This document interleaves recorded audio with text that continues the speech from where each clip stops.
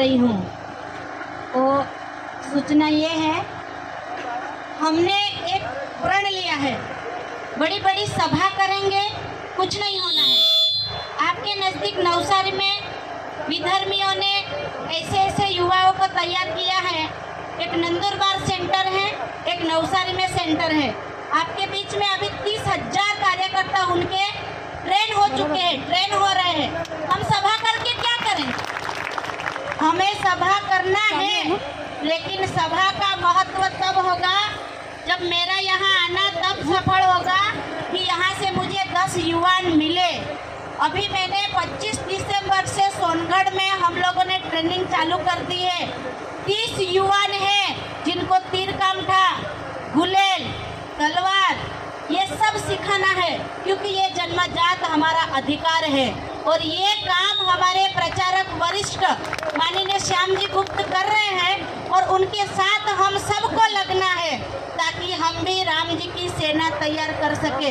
मोहनदास बापू, તમને મારી ખાસ આજ્ઞા છે, તમને મારું ખાસ કહેવાનું છે કે આ ગામમાંથી મને 10 યુવાન જોઈએ।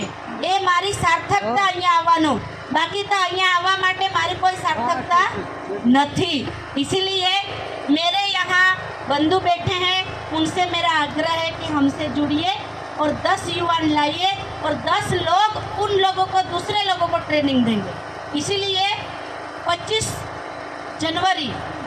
दिसंबर से 25 जनवरी का 1 महीने का ट्रेनिंग था, वो अभी 25 जनवरी को ख़त्म हो रहा है। तो आप लोगों को भी फरवरी 1 से जाना है, तो यहाँ से 10 लोगों को भेजना है मुझे और वो जिम्मेवारी आपकी रहेगी। क्या नाम है? भगू भाई, ठीक है? 10 लड़के देना जो पढ़े लिखे नहीं हो, खूब खेत में काम करते हो, ऐसे। ठीक, अभी हम हमारे इस्कॉन से आए हुए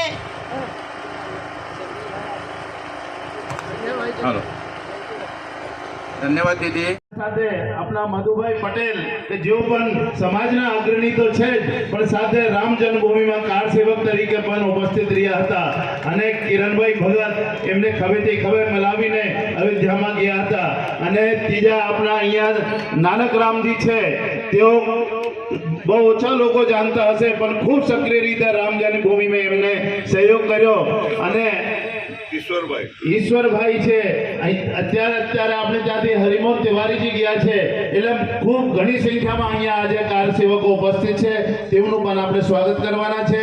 અહીંયા આપણે વચ્ચે ધીરુભાઈ છે બાળજા કે જેઓ ખૂબ સમાજમાં આપણને યોગદાન આપે છે, જીતુભાઈ છે અને સમાજના અગ્નિઓ છે, આપણા સંઘના જે આપણા પ્રમુખ છે તે પણ આજે અહીંયા ઉપસ્થિત છે અને સમાજના અગ્રણીઓ પણ ખૂબ મોટી સંખ્યામાં છે, તેઓનું સમજાશે।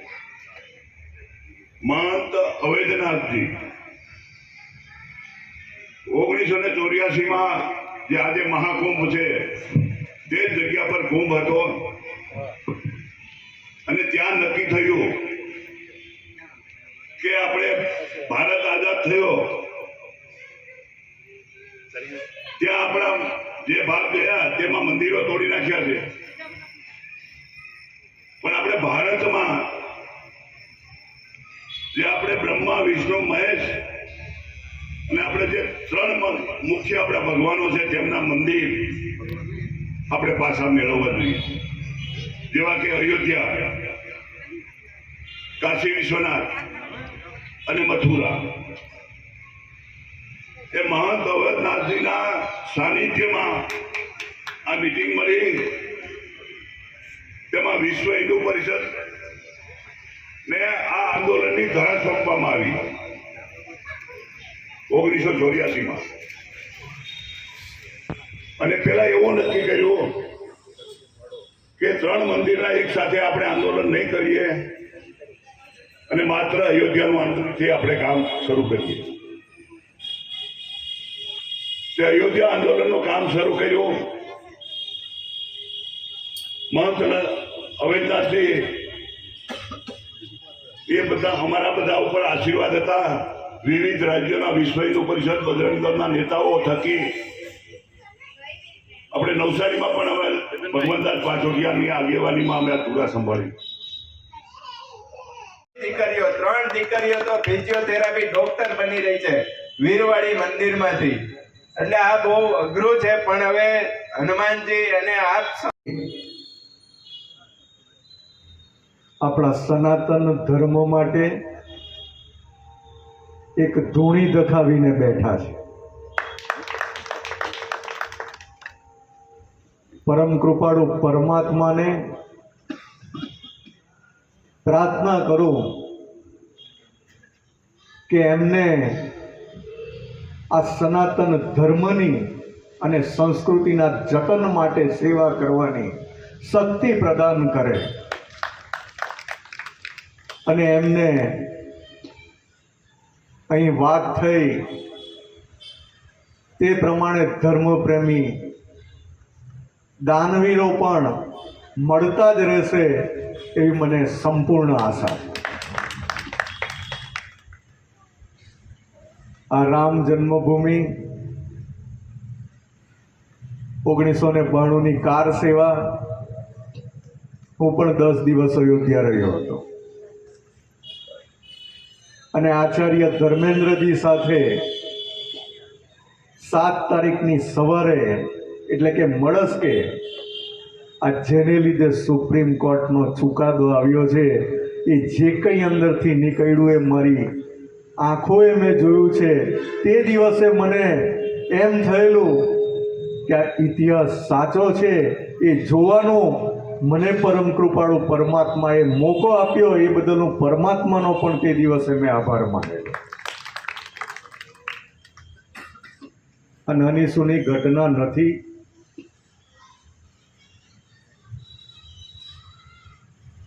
અને એક વિઘ્નો કાર સેવા કરીને આવતી વખતે પણ જે કંઈક હેરાનગતિ ટ્રેનો પર પથ્થરમારો થાય, ઝાંસી મને હજુ બી યાદ છે કે ઝાંસી પાસે અમે જે ટ્રેનમાં આવતા હતા તેના પર બોમ્બ ફેંકવાનો પ્રયત્ન થયો અને બાજુની ટ્રેક પર બોમ્બ પડેલો. એ ઘટના આજે પણ હું ભૂલી શક્યો નથી. આ કલ્પના કરો કે આટલા અત્યાચારો 800 વર્ષ સુધીના સતત આ વિદેશી આક્રાંતાઓના આક્રમણ, એમની વચ્ચે પણ આપણી સંસ્કૃતિ અને સનાતન ધર્મ જે ટક્યો છે તે આવા ધર્મપ્રેમી ગુરુઓ અને સાધ્વીઓને લીધે ટક્યો છે.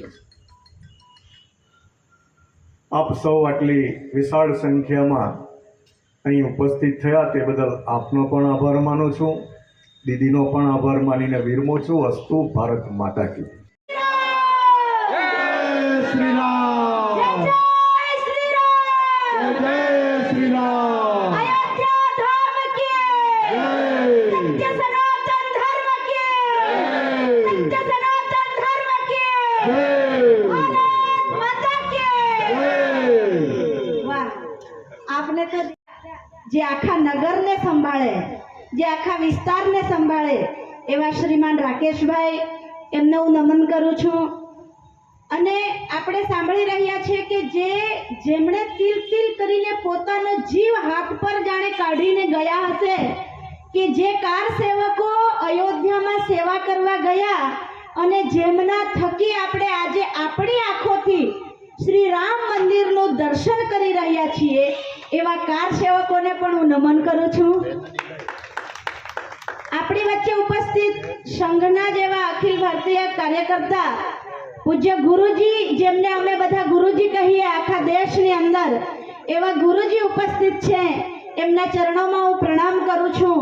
સંઘના 3ય વર્ષ પ્રશિક્ષિત છે અને અખિલ ભારતીય કેન્દ્રીય મંત્રીનું દાયિત્વ છે ગુરુજીનું.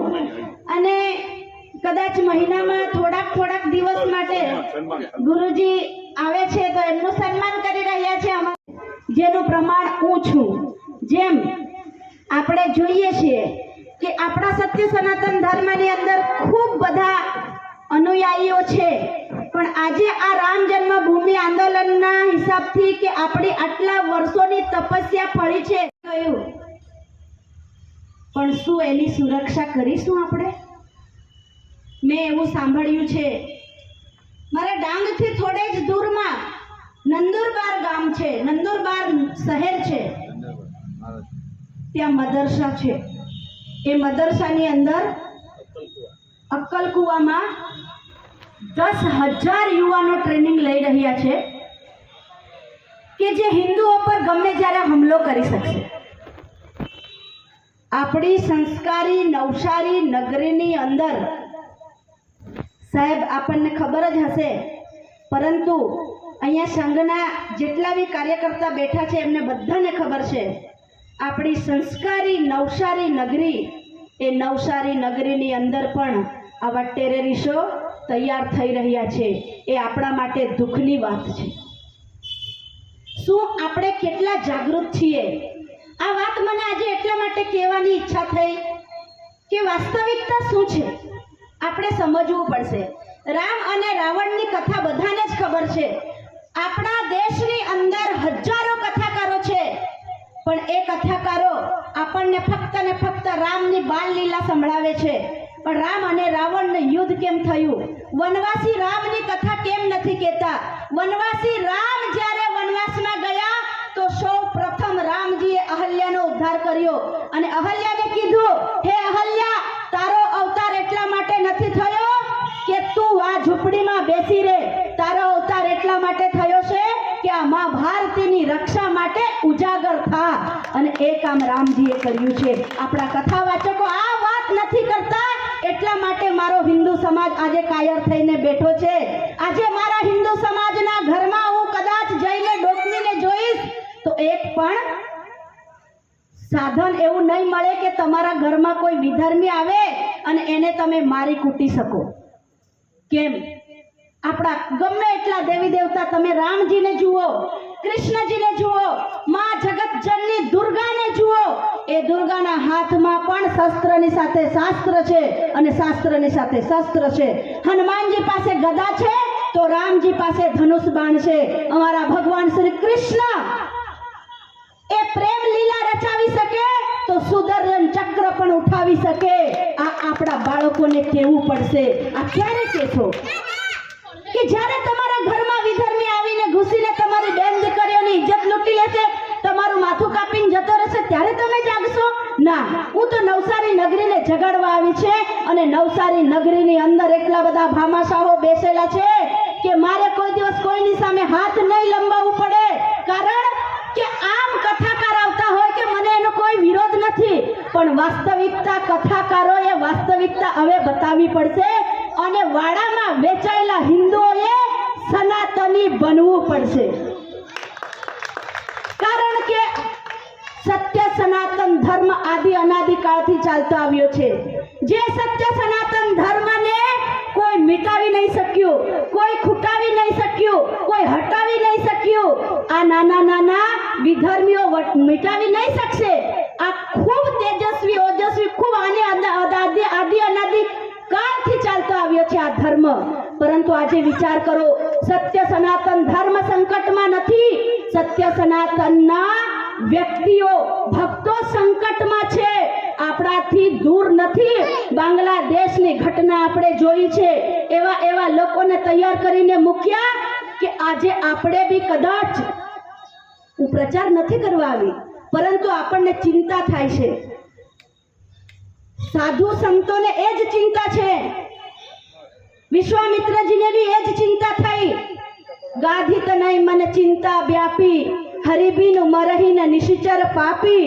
એ વિશ્વામિત્રજીને ચિંતા હતી. આજના ઋષિ મુનિ સંતોને પણ ચિંતા એ જ છે. મારા ગુરુજી પરમ પૂજ્ય પરમ આદરણીય વૈષ્ણવ કુલભૂષણ મહંત શ્રી 1008 નૃત્ય ગોપાલદાસ મહારાજજી ખાસ કરીને કહેતા કે બેટા आपको सेवा करनी है. નડિયાદ સંતરામ મંદિરના મહારાજજી કહેતા કે બેટા જ્યાં ધર્માંતરણ થાય છે ત્યાં દીકરી બનીને નહીં, રણચંડી બનીને જવાનો જરૂરત છે. અને એવા સંતોના આશીર્વાદથી જ્યારે આપણે અહીંયા કામ કરી રહ્યા છે ત્યારે હું એટલું જ કહું કે જો સનાતન નહીં મિટા કંસ કી હુંકાર से, जो सनातन नहीं मिटा लंकेश की तलवार से, वो सनातन क्या मिटेगा आज के ये जयचंद जैसे गद्दारों से नहीं मिट सकता. सूत्रधार जिसने पकड़ी है, जो हमारा देश चला रहा है, उसको सारे देवी देवी देवताओं की आशीर्वाद है, सभी ने आशीर्वाद दे के भेजा है कि कभी भी इसको देश को झुकने नहीं देगा, ये हमें विश्वास है। परंतु આપણે બધાએ તો જાગવું પડશે, આપણે બધાએ તો કંઈક કરવું પડશે। હું એમ નથી કહેતી કે તમારા બાળકોને આપો, મારો વનવાસી સમાજ લડવા માટે ચાહે કૃષ્ણની સાથે હોય કે ચાહે રામજીની સાથે હોય હર હંમેશા તૈયાર છે, પણ જ્યારે સેનાનીય તૈયાર થતા હોય ત્યારે તમે ભામાસા બનીને ઊભા રહો। માનીને શ્યામજી ગુપ્તના મનમાં ચિંતા થઈ કે 29 પછીના ઇલેક્શનમાં 29નું ઇલેક્શનમાં શું થશે અને કદાચ એ સમય કંઈક એવું કંઈક થશે તો આપણને મારવા માટે વિધર્મીઓ સેના તૈયાર કરી છે। મધુભાઈ, શ્યામજીને ચિંતા થઈ અને શ્યામજી એમ કહે કે આપણે સૈનિકોની તૈયારી કરવી પડશે। સૈનિકો કોણ? અરે રામજી વનમાં ગયા તો રામજીએ ભરતજીને એમ નથી કીધું કે તમે ચતુરંગની સેના લઈને આવો। રામજી તો રાકેશભાઈ, રામજીએ વનવાસીઓનું સંગઠન કર્યું, નીલ, નાલ, અંગદ, કેવટ જેવા એવા ભીલોની સંગઠન કર્યું। માં જગતજનની જાનકીજી પણ સંગઠન કરીને લંકામાં બેઠા હતા અને ત્યારે રાવણ પર વિજય પ્રાપ્ત કરી રામજીએ અને વનવાસીઓ લડવા માટે તત્પર હતા। આજે પણ આપણે જો વનવાસીઓને આગળ કરીશું તો એ લોકો દેશ માટે મરી મિટવા તૈયાર છે, પણ તમારા જેવા ભામાશાહની જરૂરત છે। તમને હું કહી દઉં જાણકારી માટે, સોનગઢની અંદર એક ટ્રેનિંગ સેન્ટર માનીને શ્યામજી અમે બધા આ ગુરુજીએ મળીને ચાલુ કર્યું છું અને એ ચાલુ કર્યું છે ડિસેમ્બર 25 થી જાન્યુઆરી 25 સુધી। એમાં 30 ભાઈઓએ ટ્રેનિંગ લીધી છે અને એ લોકો ટ્રેનર બનીને બીજી જગ્યાએ જઈને ટ્રેનિંગ આપશે। તો મારી તમને એ જ વિનંતી, મારો આશ્રમ ક્યારે સરળતાથી ચાલશે કે જ્યારે હું ધનથી મુક્ત થઈ જઈશ, કે મને ધનની ચિંતા થાય અને હું મધુભાઈને ફોન કરું કે મધુભાઈ 5 લાખ મોકલાવો ને, રેતી નથી, સિમેન્ટ નથી, સળિયા નથી, શું એના માટે મારો જન્મ થયો છે? અરે એ તો તમે બધા આમ ને આમ કરી આપશો। અહીંયા સાહેબ બેઠા છે, અશોકભાઈને હું ઘણીવાર ફોન કરતી હોઉં તો આ બધા બેઠા છે, એ લોકો કરશે, પણ અત્યારે તો આપણે દેશની રક્ષા માટેનું ચિંતન કરો અને ચિંતન કર્યા પછી એમાં મંડ્યા જાઓ, લાગી રહ્યો અને લાગવું પડશે। આજે સંઘ જેટલું કરી રહ્યું છે એ કરી રહ્યું છે, પણ સંઘની સાથે સાથે આપણે પણ કરવું પડશે। આપણા મોદી સાહેબ જેટલું કરી રહ્યા છે એ કરી રહ્યા છે, પણ એમની સાથે સાથે આપણે કંધામાં કંધા મેળવીને આપણે પણ હિન્દુત્વના માટે કામ કરવું પડશે। અને સૌ પ્રથમ ગ્રામજનોને જાગૃત કરો, ગ્રામજનોને પ્રશિક્ષિત કરો, અને જ્યાં સુધી ગ્રામજનો પ્રશિક્ષિત નહીં થાય, જ્યાં સુધી ગ્રામજનો જાગૃત નહીં થાય ત્યાં સુધી નગર રૂપી અયોધ્યા સુરક્ષિત નથી। એ વાત ધ્યાનમાં રાખજો। માતા કૌશલ્યા, માતા કૈકેયીએ કીધું કે રામ તું રાજા બનીશ, પણ એવો તેવો રાજા મને નથી જોઈતો, મેં એ રાજા જોવા માંગુ છું કે કદાચ યુગાંતર લોકો રાજાની યાદ કરે તો એ મારા પુત્ર રામ જેવો રાજા। અને રામ રાજ્યની કલ્પના આપણે આજે બી કરીએ છીએ। જ્યારે મોદી સાહેબ આપણા ખુરશી પર બેઠા ત્યારે આપણે કહીએ કે હવે રામ રાજ્ય આવવાનું છે, રામ રાજ્ય આવવાનું છે, તો એ રામ રાજ્યની રાહ આપણે જોઈએ, પણ એની સાથે કમસે કમ ખિસકોલીની જેમ કામ તો કરીએ તો કંઈક થશે। આ મારી વાત હતી, આ મારી વેદના હતી, આ હું કહેવા માટે આવી હતી કે અહીંયા જ્યારે સાહેબ બેઠા છે તો કદાચ આ મારી વાતને મોદી સાહેબ સુધી પહોંચાડી શકશે, કદાચ આ મારી વાતને ઉપર સુધી પહોંચાડી શકશે।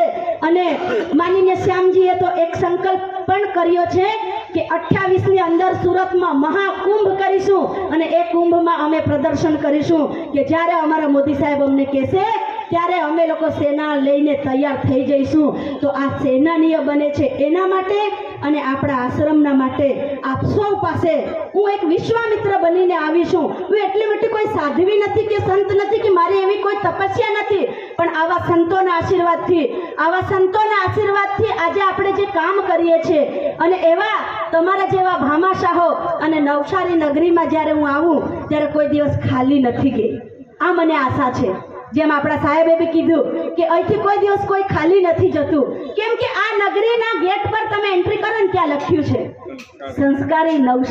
સંસ્કારી નગરી નવસારી આપનું હાર્દિક સ્વાગત કરે છે.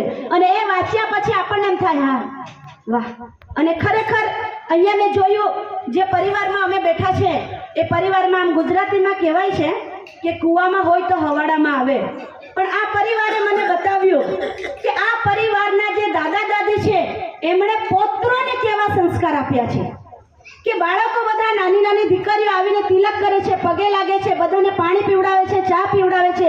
આટલી નાની નાની દીકરીઓ, આને કહેવાય સંસ્કાર, આને કહેવાય સત્ય સનાતન. એટલા માટે મારી વાણીને હું આટલું કહીને વિહરું છું, પરંતુ હું એ પાછી એક વાત યાદ દેવડાવું કે તમે બધા સત્ય સનાતનની છો અને આ ભારત દેશ મારો છે એવું તમને ગર્વ થવું જોઈએ. એટલા માટે એકવાર જય જયકાર કરીશું. ઠીક છે, मैं बोलिस कि वीर महाराणा प्रताप का गूंज उठाओ नारा, कहो गर्व से हम हिंदू है. તમારે કહેવાનું છે हिंदुस्तान हमारा है. ઠીક છે, તમારે કહેવાનું છે हिंदुस्तान हमारा है. चलो वीर महाराणा प्रताप का गूंज उठाओ नारा, कहो गर्व से हम हिंदू है. और जोर से कहो गर्व से हम हिंदू है. From Jaya Ben identified by Truecaller. ये हिंदुस्तान हमारा है और हम हिंदू है, इसको गर्व करना. जय श्री राम, जय जय श्री राम. इतने सारे कार सेवकों का स्वागत हुआ. इसके अलावे साध्वी यशोदा दीदी का संभाषण भी हुआ. उसके बाद और कुछ बोलने जैसा मुझे नहीं लगता है, लेकिन अभी इन भाई साहब का क्या नाम बताया? नहीं, अभी जो बालकृष्ण जी आए और संभल जाने की बात कर रहे थे, तो संभल तो बाद में जाना, पहले आप संभल जाओ यहाँ. अभी संभल जाने की कहीं कोई जरूरत नहीं है, आप खुद संभल जाइए, वो बहुत बड़ी बात है. इसलिए हमारे देश में ना तो कथाओं की कमी है, ना तो संतों की कमी है, ना तो मंदिरों की कमी है, और ना ही कर्मकांडी ब्राह्मणों की कमी है. आप लोग सब यहाँ प्रबुद्ध वर्ग बैठे हैं, इसलिए बहुत ज़्यादा बोलने जैसा नहीं लगता है. सबसे पहला अटैक सोमनाथ में हुआ. कितने लोग आए थे मालूम है? खाली 40 लोग आए थे घोड़े में. और पुजारी हमारे कितने लोग थे मालूम है? कि ब्राह्मण देवता कितने लोग थे वहाँ? 200 लोग. वो कितने थे? 40. और हमारे ब्राह्मण देवता कितने थे? 200. हमारे ब्राह्मण देवता भगवान से प्रार्थना करते रहे कि अभी प्रलयंकारी रूप धारण करेगा और तांडव दिखाएंगे. और उन्होंने इतना लूटा कि लूट करके पूरा भी नहीं कर पाए, और वो 200 के 200 का सर भी कलम कर गए. तो इसीलिए कथा वार्ता किस लिए है? जैसे आज हम लोग उत्सव मना रहे हैं, किस नाम से? कि हम इसी दिन हम लोगों ने एक बहुत बड़ा काम कर लिया. उस दिन का याद करके हम यहाँ पर उत्सव मना रहे हैं. अर्थात वो जो हमारा शौर्य था, वो शौर्य को हम कभी ना भूलें, इसके लिए आज का ये कार्यक्रम. हम इतिहास इसीलिए पढ़ते हैं. यदि इतिहास से जो कोई सीख नहीं सीखा तो इतिहास बनता. इसीलिए हम लोगों को इतिहास पढ़ना और इतिहास को बार बार दोहराना. रामचरितमानस में भी लिखा है, पुनि पुनि देव, बार बार देखने के लिए कहा गया है. इसीलिए कथा वार्ता में साध्वी यशोदा दीदी बोल रही थी, कथा वार्ता केवल मनोरंजन का विषय नहीं है, और ना ही केवल भक्ति का विषय है. और वैसा भी राम जी के शौर्य को केवल और केवल भक्ति में क्या. इसीलिए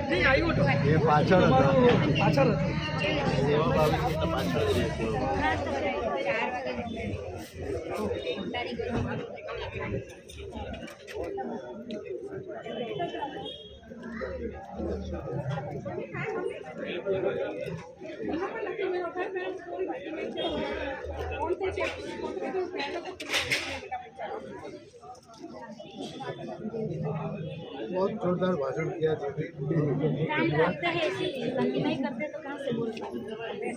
वैसे प्रफुल्ल शुक्ला बापू मुझे अच्छे से जानते हैं। 20 तारीख से आने वाले हैं ना। એ અમે કઈ વાત કરી આવીએ કૌશિકભાઈ મને વાત કરી એક દિવસ આવડા મેસેજ છે બંને જગ્યાએ રહું છું નવા દીદી અમારા મેસેજ છે એવું છે કોઈ સેવા લેવી પડે શૈલેષભાઈ આવીએ અમે એક દિવસ આવીએ લાઇટની સેવા કે બારી બારણાની સેવા કે કંઈક ને કંઈક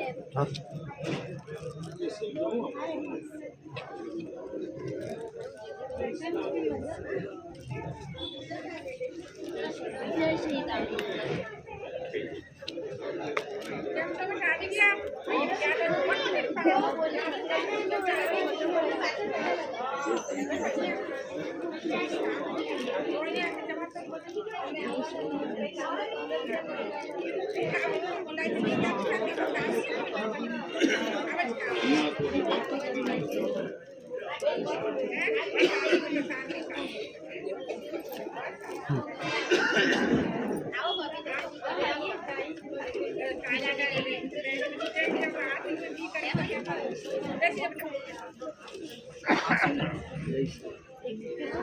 અરવિંદભાઈ કાર સેવક છે, આપણા એમના ધર્મપત્ની છે.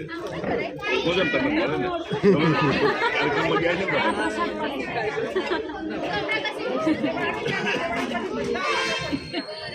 આશાબેનને તો ઓળખો ને ઓળખે છે મને તો આવેલા છે એમ કે કથા કરી હતી એને દીકરી મારી ચાલો તમારા બધા એના હા એના ફ્રેન્ડ બહુ બધું છે ના આવશો છે ને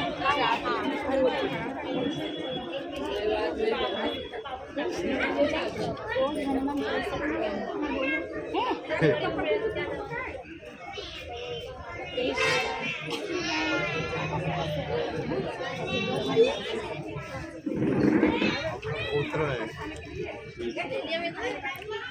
11वीं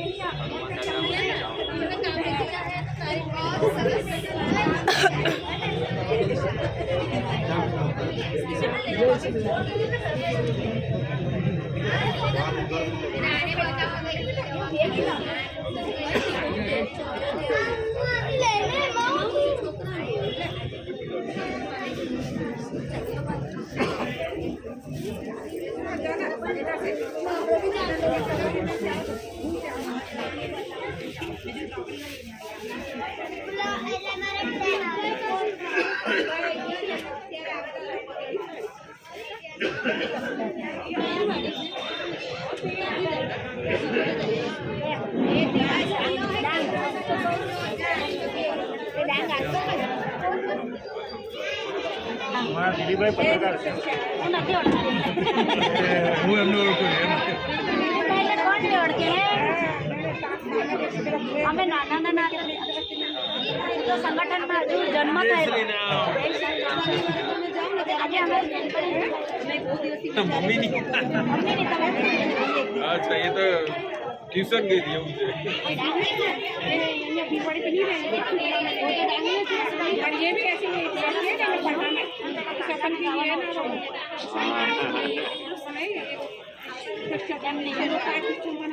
આશીર્વાદ આપો કે અમારા મોટા હનુમાન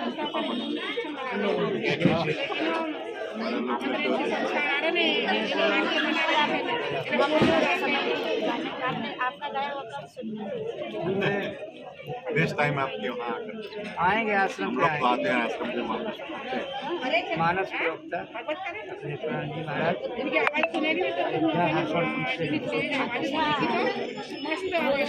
अभी जाना बात कीजिए हम लोग के कृपा से आपका नंबर है जहाँ भी जरूरत होती है जहाँ बुलाते हैं वहाँ पे हम लोग पहुँच ही जाते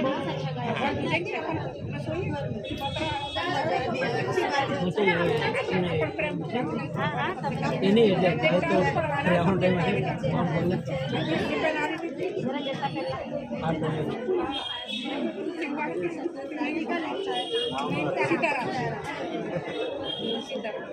हमारा आश्रम आ गया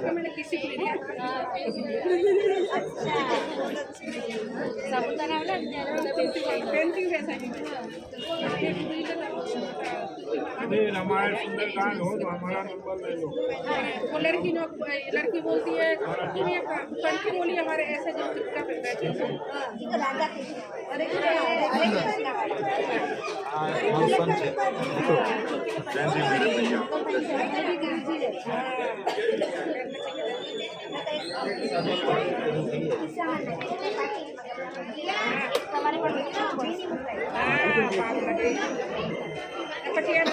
ये हमारा नवसारी N7 ના પ્રતિનિધિ છે અશોકભાઈ રાઠોડ. તમારો ત્રીજી વખત ઇન્ટરવ્યુ છે. લોકો દેખાય ને